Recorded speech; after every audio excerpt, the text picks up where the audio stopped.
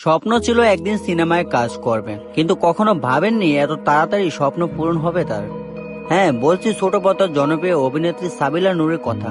পৃথিবীর খুব কম সংখ্যক মানুষই আছে যাদের স্বপ্ন এত তাড়াতাড়ি বাস্তবে রূপ নেয়। দেশের সবচেয়ে বড় মেগাস্টার শাকিব খানের তাণ্ডব সিনেমার অভিনয়ের মাধ্যমে সিনেমা জগতে পা রাখলেন সাবিলা নূর। শাকিব খান একের পর এক হিট ছবি দিয়ে নিজেকে নিয়ে গেছেন দেশের গণ্ডি পাড়িয়ে বিদেশেও। শাকিব খানের হাত ধরে উঠে এসেছেন একাধিক নায়িকা, তাদের মধ্যে রয়েছেন ইদিকা পল। ওপার বাংলা নাটক থেকে উঠে আসা এই অভিনেত্রী শাকিব খানের সঙ্গে প্রিয়তমা সিনেমায় অভিনয়ের মাধ্যমে পা রাখেন সিনেমা জগতে।